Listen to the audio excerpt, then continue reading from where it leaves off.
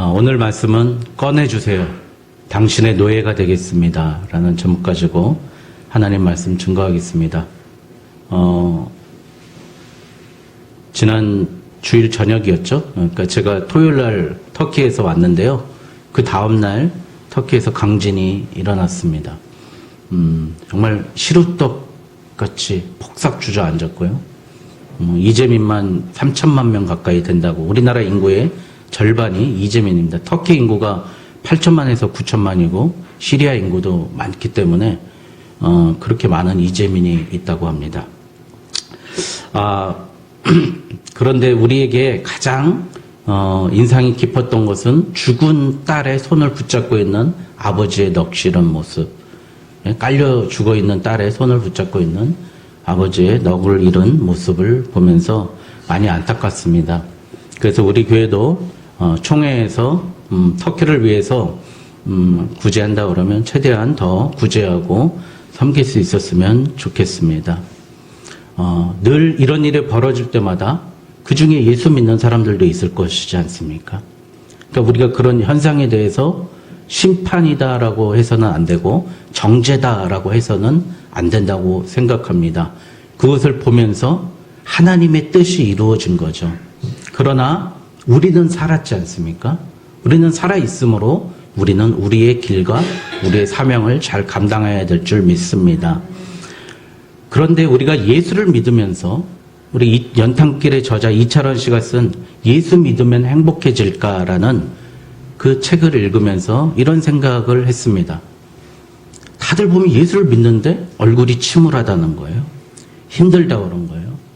예수 믿어서 가난해졌다 그러고 고통스럽고 어렵다라고 이렇게 이야기합니다. 이철원 씨도 나름대로 해석을 해요. 성경에 나와 있는 말씀대로 해석을 하지만 오늘 이 말씀을 보면서 예수 믿으면 진짜 행복이 무엇인가 저 나름대로 또 오늘 말씀을 같이 나누면서 해답을 찾아봤으면 좋겠습니다.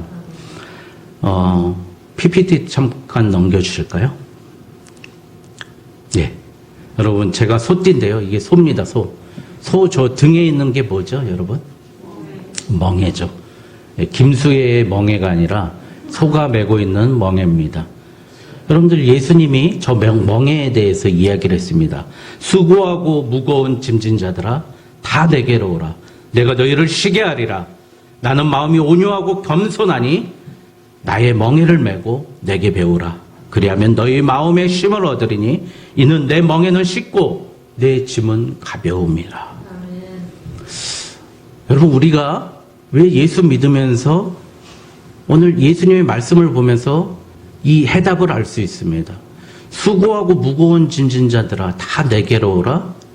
내 멍에를 지라 그러는데 저 소는 무슨 죄가 있다고 평생을 남의 밭만 갈고 있을까요? 남의 일만 해주다가 저러다가 죽을까요? 저는 이런 생각을 해봤어요. 우리가 저 소처럼 멍에 매는 삶이 아닐까라는 생각을 해봤습니다. 남의 멍에를 쥐고 우리가 살고 있는 건 아닌가 생각을 해봤어요. 저는요, 제 일만 열심히 하는데요. 그렇게 생각할 수 있죠.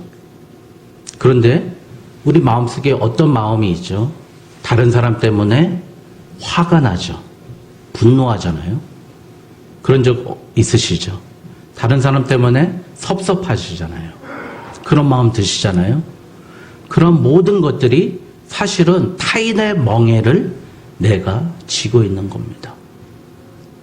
그래서 다른 사람이 하지 않은 일도, 다른 사람이 한 일도, 다른 사람이 나에게 한 말도, 하지 않은 말도 다 나에게는 짐으로 돌아오고 있는 거예요.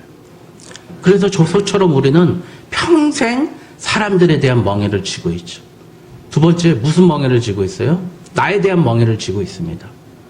내가 성공할 것인가? 내가 이 다음에 어떻게 될 것인가? 내일 무엇을 먹으며 살 것인가? 오늘 내 자녀는 어떻게 키워야 될 것인가? 그 멍에를 지면서 살고 있습니다. 그런데 예수님은 뭐라 그래요? 그 무거운 멍에를 누가 져줬다 그래요? 예수님이 져줬다 그래요. 참 희한해요. 어떻게 그 멍에를 예수님이 져줬죠? 우리도 좀 이상합니다. 그리고 너희는 누구의 멍에를 져요? 예수 그리스도의 멍에를 지라고 그러는 거예요. 오늘 말씀에 나와 있는 게 바로 예수님이 엘리 엘리 라마 사박다니, 너희들의 모든 멍에는 내가 지겠다라고 하시면서 우리의 멍에를 대신 져준 장면입니다. 그러면 우리가 이 멍에를 지지 않기 위해서 어떻게 살아가야 할까요? 요한일서 5장 3절에 보니까 하나님을 사랑하는 것은 이것이니 우리가 그의 계명을 지키는 것이라.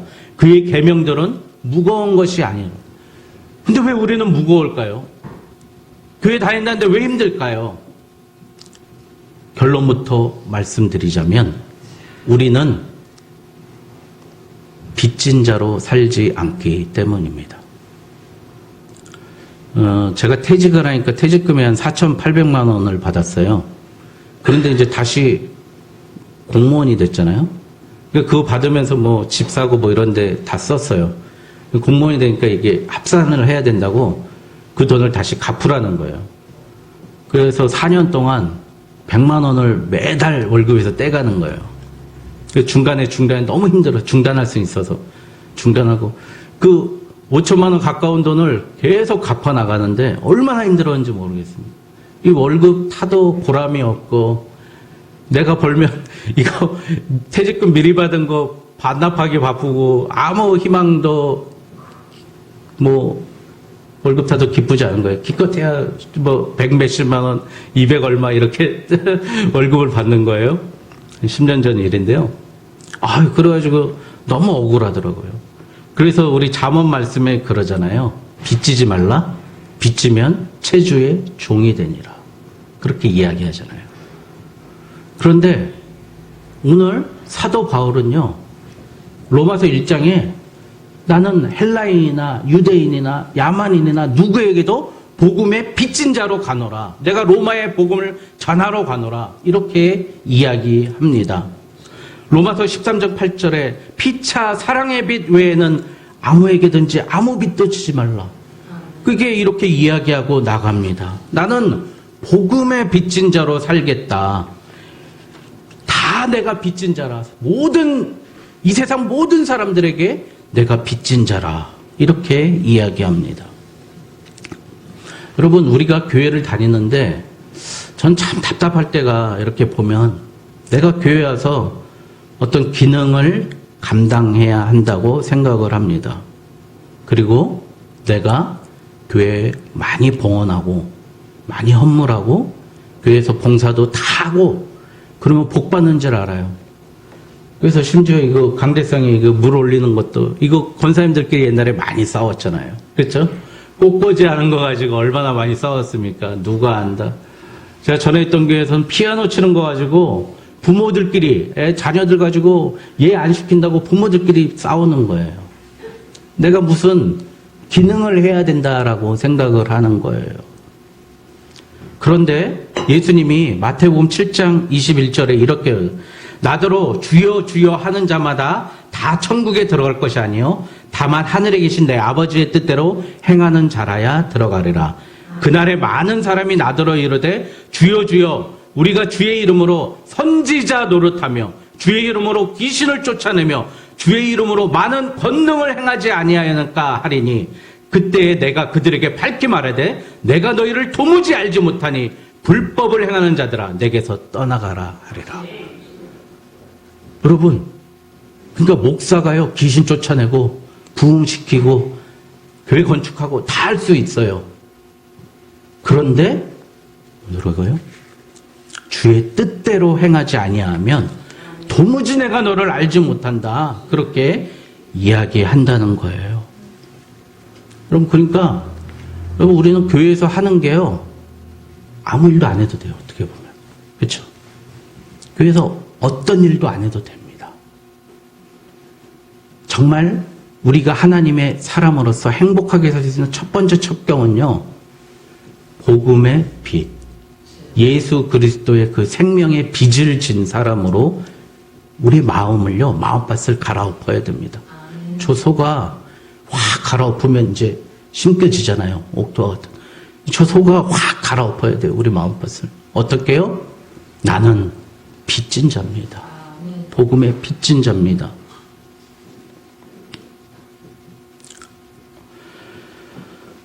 그런데 우리의 신앙의 함정이 여기에 있지만 예수님이 오늘 말씀을 통해서 다 알려주십니다. 예수님은 엘리 엘리 라마 사박다니. 그때 당시에 이스라엘 사람들은 무슨 말을 썼어요? 아람어, 시리아어를 썼어요. 근데 성경은 히브리어예요. 근데 예수님이 히브리어로 엘리 엘리 라마 사박다니 하니까 사람들이 오늘 말씀에 뭐라 그래요? 저가 엘리야를 부르는구나. 잘못 알고 온 거예요. 엘리야가 승천했으니까 내려와서 살리는구나. 근데 예수님은 엘리 엘리, 나의 하나님, 나의 하나님, 어찌하여 나를 버리시나이까. 우리가 해야 될 그 빚을 예수가 지시고, 나의 하나님, 나의 하나님, 어찌하여 나를 버리셨나이까. 인간의 절규를 지옥문 앞에서 하나님께 말씀하시는 겁니다. 그런데 어떤 일이 벌어져요? 무덤 속에 심지어 이미 죽은 사람들도 어떻게 해요? 부활했다는 거예요. 우리 예수 그리스도의 십자가, 그거는요, 저는 이순신 장군이 구원받았습니까? 구원받지 못했습니까? 뭐 막 얘기하잖아요. 그런데 여러분, 구원은 보좌 앞에 계신 우리 어린 양께, 예수님께 있는 거예요. 우리가 왈가왈부할 수 없는 건데요. 우리는요, 선택받은 거예요. 그 중에서 택정함을 받고 택함을 받았는데, 예수님이 오시기도 전에 죽은 사람들이 무덤 속에서 부활했다면 뭐예요? 다윗이, 예수님 오기 1000년 전에 있었던 그 다윗이, 그가 뭘 원했어요? 하나님, 나의 상한 심령으로 예수님께 나갑니다. 하나님께 나갑니다. 그러니까 다윗은 구원 받았겠습니까? 안 받았겠습니까? 죄인의 몸으로 상한 심령으로 하나님께 나아간 모든 자들은 구원받은 줄 믿습니다. 예수님의 십자가는 시간과 공간을 초월해서 우리의 과거의 죄와 우리의 현재와 죄, 나의 미래의 죄까지 다 용서해 주시고 다 해결해 주신 줄 믿습니다. 여러분, 정상여라는 사람이 있어요. 윤성여라는 사람이 있어요. 화성 연쇄 살인범으로 20년간 옥살이 했습니다. 여러분, 내 죄도 아닌데 그가 죄를 짊어지고, 이춘재라는 사람의 죄를 짊어지고 옥살이를 했어요.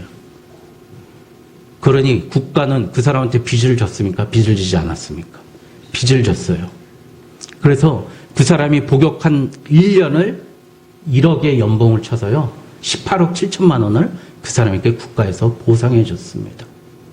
여러분, 우리가 감방에 가야 되는데 예수께서 그 감방과 지옥과 영원한 형벌을 3시간 동안 지옥까지 들어가서 체험하시고, 우리에게는 지난주에 말씀드렸지만 뭐라고요? 지옥이 없는 거예요.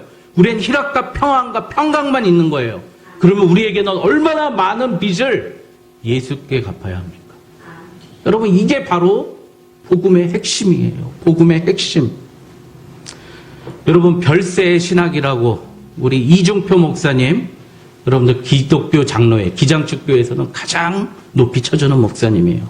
이분이 예배 설교 시간에 처음에 이렇게 했답니다. 오늘 은혜 많이 받고 싶으십니까? 그랬더니 성도들이 아멘 그러더래요. 그래서 오늘 은혜를 조금 받으면 편히 살 수 있지만 많이 받으면 빚진 자가 되어 그 빚 때문에 재산과 생명을 빼앗길 수도 있는데 그래도 은혜 많이 받겠습니까? 그러더니 노맨 조용히 하더래요, 교회가. 그겁니다. 하나님의 은혜가 나에게 감격이 되고 기쁨이 돼야만이 우리가 빚진 자로 살 수 있습니다. 이것이 바로 본회퍼가 말한 값싼 은혜라는 거예요. 값비싼 은혜라는 거예요. 값싼 은혜는 뭐죠? 나 죄 지었으니까 회개하면 끝. 이게 값싼 은혜. 나는 어쨌든 하나님이 구원해 주셨으니까 교회 안 나오다가 죽을 때 교회 가면 끝. 이게 값싼 은혜예요. 내가 아무리 다른 사람 마음 상처받고 상하게 할지라도 나는 하나님 앞에서 가서 회개하면 끝. 이게 값싼 은혜입니다. 우리 한국교회가, 기독교가 이 값싼 은혜 구하고 있지 않습니까? 한 영혼을 위해서 한 영혼의 마음을 살피지 못합니다. 제가 이스라엘 갔더니 너무 힘들어요. 야, 거기는 정말 힘든데 자다가 옆으로 떨어졌어요. 침대가 스프링이 있어요. 스프링도 물렁물렁한데 이렇게 이쪽이 다 누워버렸어요. 그런 데서 자는데. 그래도 이제 한 12만 원 주면은 괜찮은데 자는데 8만 원짜리가 있는 거예요. 아, 어차피 혼자 자는 거. 그리고 밤 9시에 들어가서 아침에 8시에 나올 거 뭐. 그래가지고 야, 그래 4만 원 싼데 가서 자보자. 딱 가봤어요. 근데 지도상에는 정말 가까운데 알고 봤더니 지도상에만 가까운 거였어. 산꼭대기야. 올라가는데 3.5km예요. 가다가 포기하고요. 택시를 불렀어요. 택시비 2만 원 나왔어. 시간 버렸지, 돈 낭비했지, 택시비 낭비했지. 제가 여실히 깨달은 게 그거예요. 집 나가면 개고생이다. 그런데 대가를 치러야 된다는 거예요. 대가를. 우리 한국 사람들 공짜 좋아하면 뭐까지 먹는다고요? 양잿물도 먹는다 그러잖아요. 예? 이게 은혜를 받되 많이 받아서 하나님의 은혜로 빚진 자로 살 각오로 사는 것이 바로 은혜입니다. 저는 찬송가 28장을 제일 좋아했어요. 복의 근원 강림하사.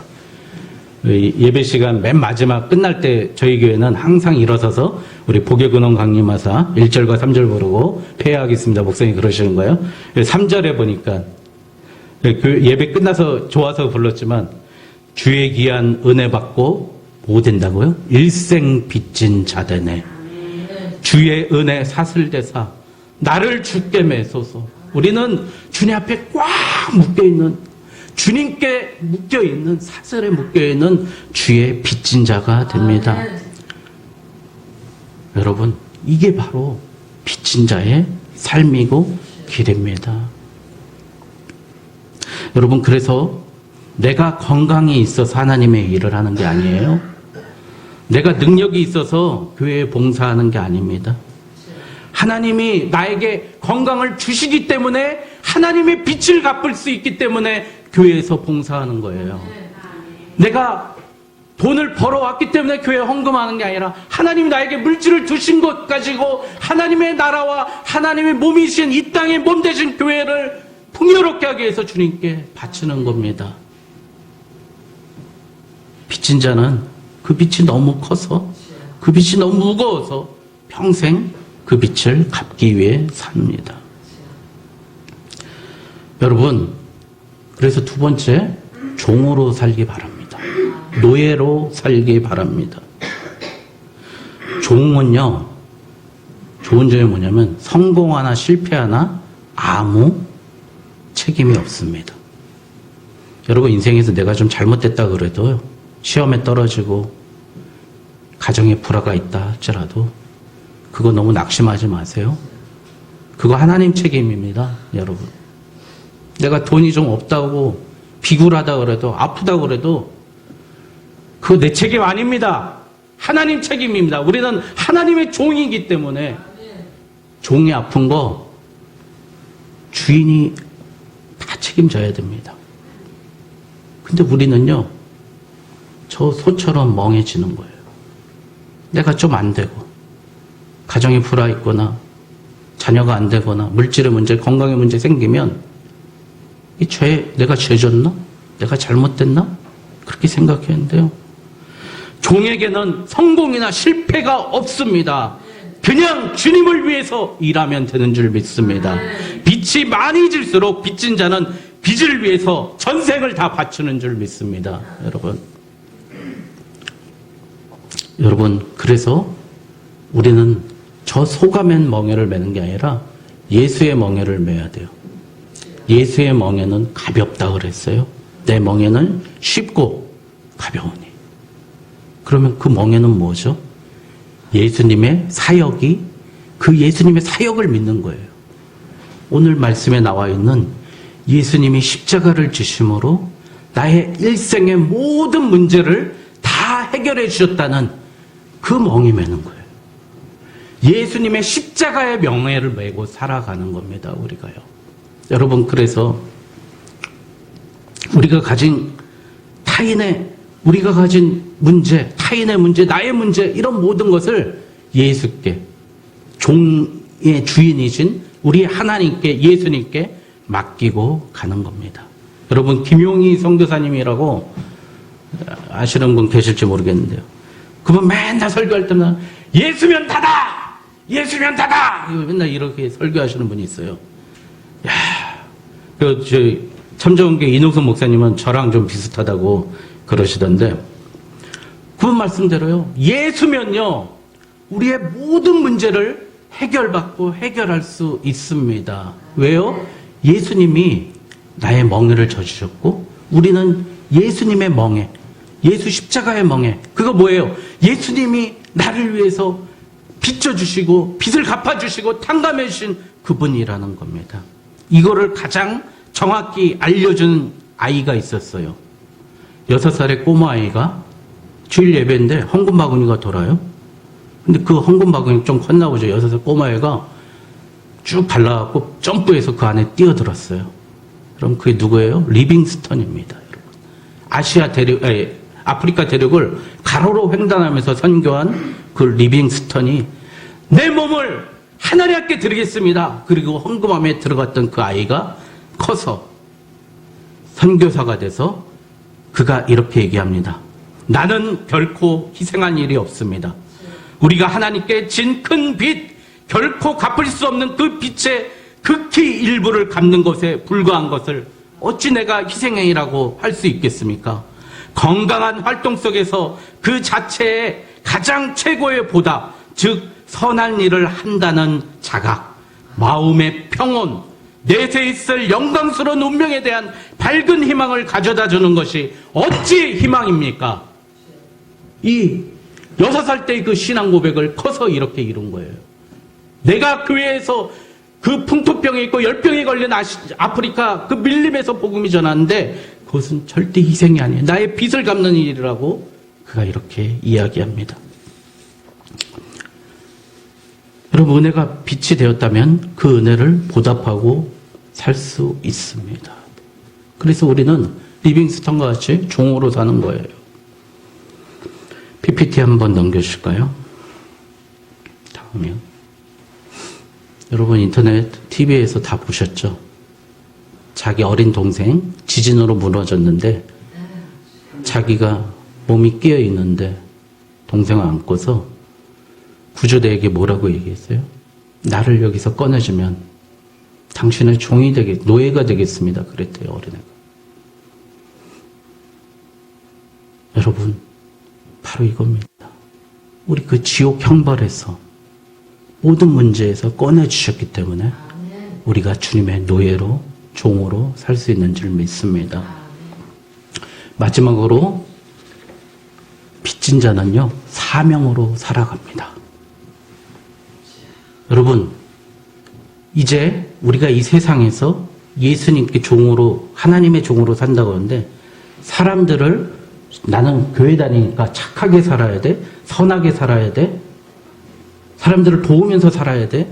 그게 아니에요. 기독교는 그게 아니고요. 나는 이미 죽을 몸인데 나에게 있는 모든 것을 누구에게 주는 거예요? 세상에 나누는 거예요. 세상에. 은과 금은 없거니와, 성전 미문에 있는 안진뱅이가 있을 때 베드로가 뭐라고 했어요? 은과 금은 없거니와 내게 있는 것으로 내게 주노니 곧 나사렛 예수의 이름으로 일어나 걸어라. 여러분, 예수의 이름을 전하는 게 내게 있는 주님의 빚을 갚는 가장 큰 힘인 줄 믿습니다. 여러분, 내 건강이 있습니까? 내 재능이 있습니까? 남이 가지지 않고는 무엇인가가 있지 않습니까? 여러분, 저는 길을 잘 알아요. 길을 걸어다니는 내비게이션이에요. 그래서 여행도 쉽게 할 수 있어요. 외국을 가도 여행도 쉽게 하고 다 찾아갈 수 있고 그런데요. 그게 저한테는 진짜 유익이었어요. 전에 교회에서 집사로 새벽기도 운전도 하고 그렇게 했어요. 권사님들이 너무 기뻐하신 거예요. 너무 좋아하신 거예요. 의정부, 장암동, 호원동 쭉 갔다 오면 새벽 3시 반에 일어나고 차를 삥 돌아서 와야 되는데 너무 좋아하시는 거예요. 아유, 우리 집사님 그러면서 고구마 캐왔어요. 그러면서 주시고, 감자 캐왔어요.